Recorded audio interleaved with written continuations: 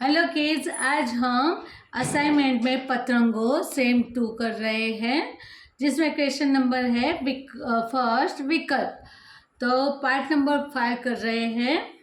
पहलू नોતરું દેવું એટલે શું? તો આમંત્રણ આપવું। બીજું મીઠા વેણ બોલવા એટલે શું? તો સાંભળનારને ગમે તેવી વાત કરવી। 3 મોટી આફત આવવી એટલે શું? ભારે મુસીબતમાં પડવું। પાઠ 7 વાંદરાઓને કેટલા કેળા મળ્યા? તો 3। બીજું સૌથી પહેલી છાલ કોણે ઉતારી? બંકુએ। 3 ભૂલ ભારે પડવી એટલે શું? ભૂલના કારણે વાંદરાઓને મુશ્કેલી વધી। 4 સૌથી પહેલું કેળું કોણ ખાઈ ગયું હશે? મંકુ। 5 સવાર પડતા જ પારણા કરવા એટલે શું? સવાર થતાં જ ભોજન કરવું। 6 અલોપ થવું એટલે શું? આન્સર આવશે અદૃશ્ય થવું।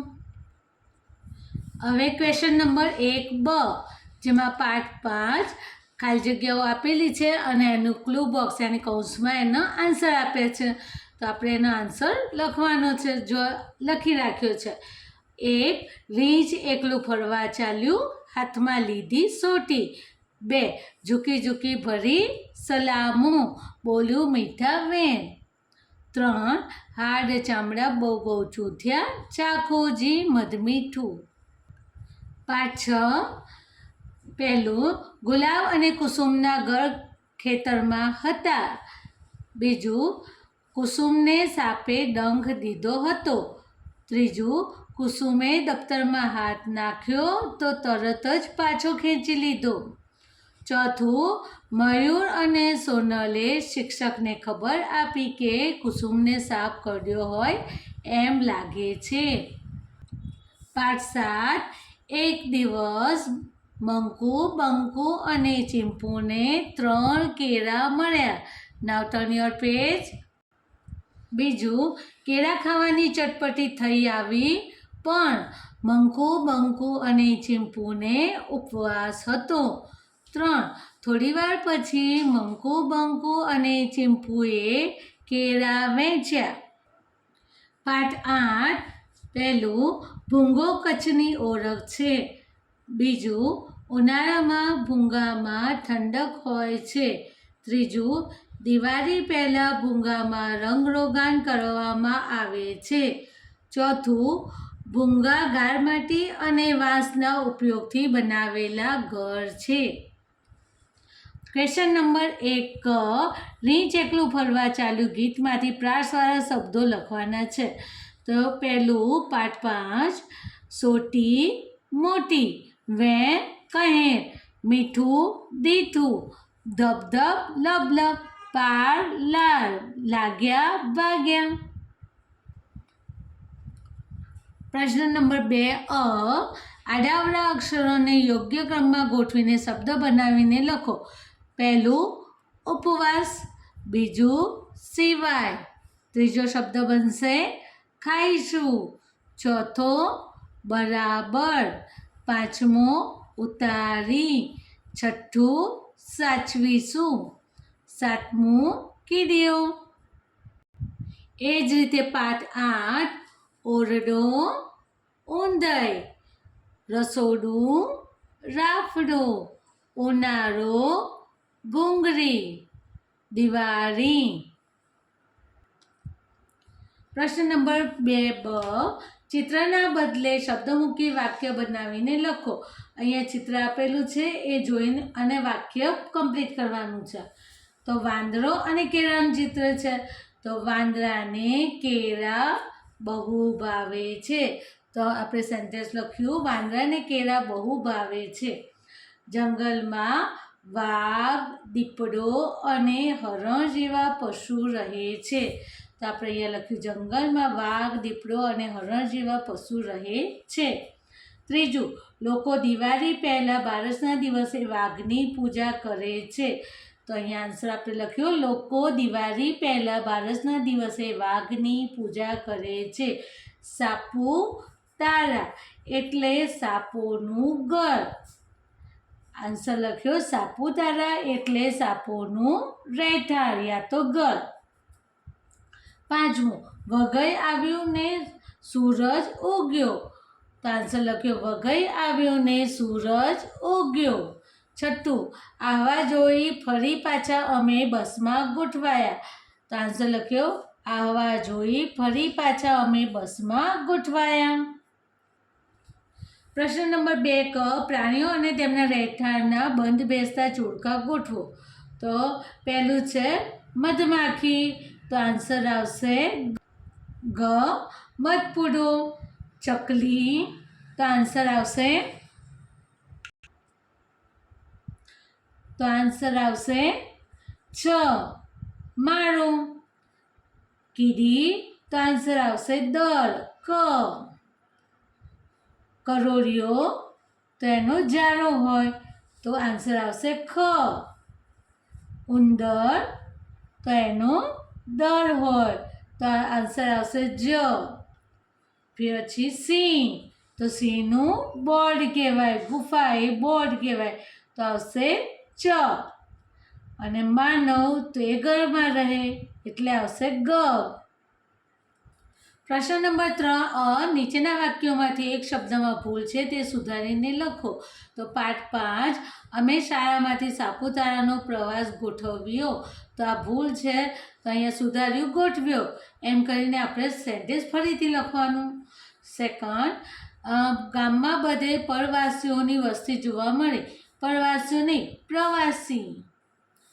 3 વઘઈથી બસમાં બેસી અમે આવા તરફ જવા નીકળ્યા. તો અહીંયા ભૂલ છે નીકળ્યા તો અડધો આવશે નીકળ્યા. ચોથું ડાંગ જિલ્લાનું મુખ્ય મથક આવા છે. જિલ્લાનું જે આપણે આ રીતે લખવાનું જિલ્લાનું.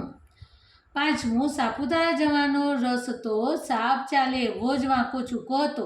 રસ્તો તો રસ્તો સુધારી દીધો. છઠ્ઠું બોલાયેલા શબ્દનો પડઘો સાંભળવાની ખૂબ મજા પડે છે. શબ્દનો એમ ના આવે શબ્દનો. બ અડધો આવે તો સુધારીને લખવાનું. ક્વેશ્ચન નંબર 3 બ અહીંયા કૌંસમાં આપણને ક્લુ બોક્સ આપેલું છે જેમાં ચારણ કન્યા અને સાવજને લગતા શબ્દો જે આપણે કવિતામાં વાંચ્યા હતા એ શબ્દોને આપણે અલગ પાડવાના છે. ડાચા ફાડે તો કોના માટે બોલાયું હતું સાવજ. બારી ભોરી ચારણ કન્યા. ગીર કાંઠાનો કેસરી સાવજ. પેટ ભરો સાવજ. ઝાડ ચડંતી ચારણ કન્યા. બરછી સરખા દાંત સાવજ. પહાડ ઘુમંતી તો ચારણ કન્યા. 14 વર્ષની ચારણ કન્યા. નાનો એવો સમંદર તો સાવજ. લસલસ કરતી જીભ તો આવશે સાવજ. ભૂખમરા તો સાવજ. હાથ હિલોરી ચારણ કન્યા. ડાંગ ઉઠાવે ચારણ કન્યા. નાઉ ટર્ન યોર પેજ. પ્રશ્ન નંબર 3 ક જુદા વાક્યોને જોડીને લખો. પહેલું છે ગુલાબનો પરિવાર ખેતરમાં રહે. કુસુમનો પરિવાર ખેતરમાં રહે.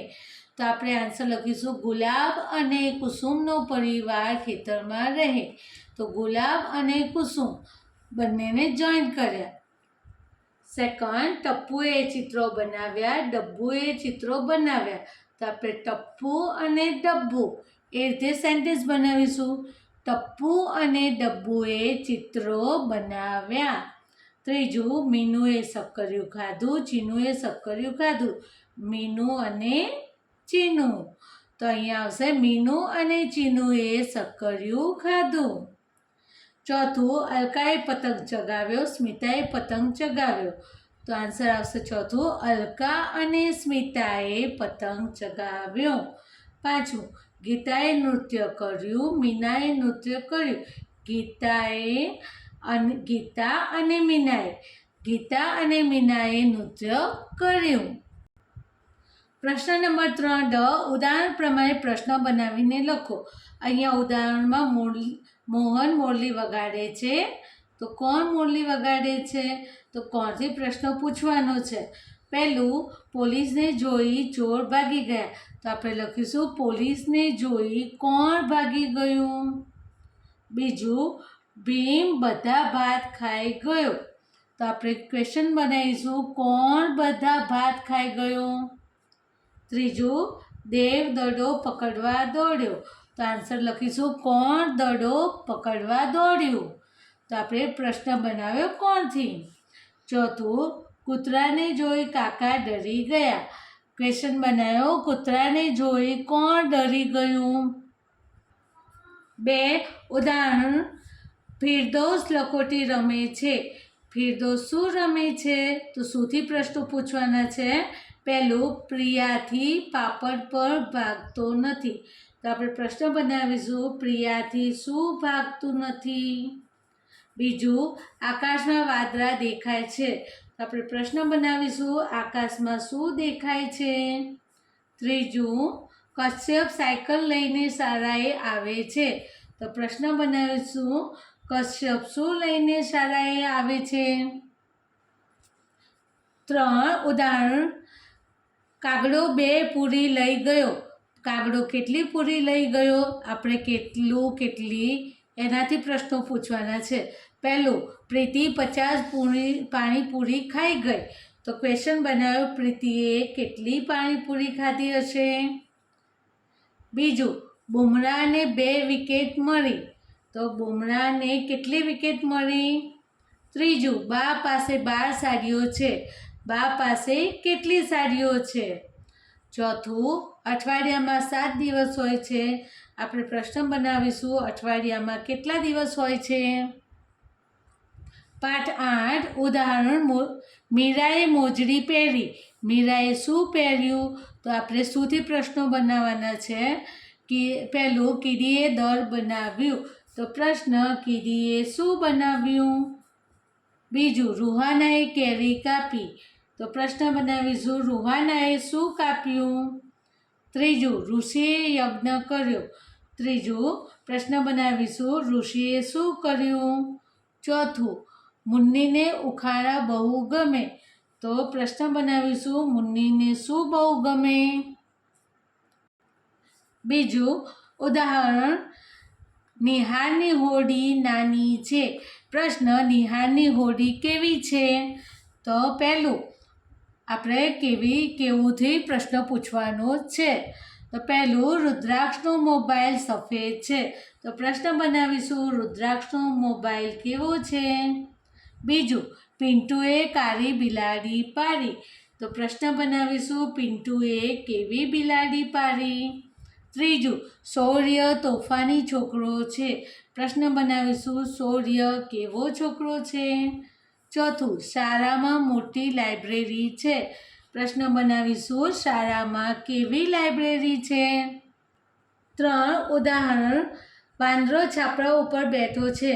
વાંદરો ક્યાં બેઠો છે. તો આપણે ક્યાંથી પ્રશ્ન પૂછવાના છે. પહેલું, માઇકલ બાકડા પાછળ સંતાયો. તો પ્રશ્ન બનાવીશું માઇકલ ક્યાં સંતાયો. બીજું, હું ટેબલ નીચે સંતાયો. પ્રશ્ન બનાવીશું હું ક્યાં સંતાયો. ત્રીજું, મારા કાનમાં મધમાખી જતી રહી. પ્રશ્ન બનાવીશું મધમાખી ક્યાં જતી રહી. ચોથું, મેં લંચ બોક્સમાં મોબાઈલ મૂક્યો. તો પ્રશ્ન બનાવીશું મોબાઈલ ક્યાં મૂક્યો. પ્રશ્ન નંબર 4 નીચેના પ્રશ્નોના ઉત્તર લખો. પાઠ 5, તમે કોઈ દિવસ પ્રવાસમાં ગયા છો. ક્યાં? તો આપણે જવાબ લખીશું હા, અમે મોઢેરા, સોમનાથ, સાસણગીર, દ્વારકા, ઋષિવન ગયા છીએ. બીજો પ્રશ્ન, તમને મમ્મી પપ્પા સાથે કઈ જગ્યાએ ફરવા જવું ગમે.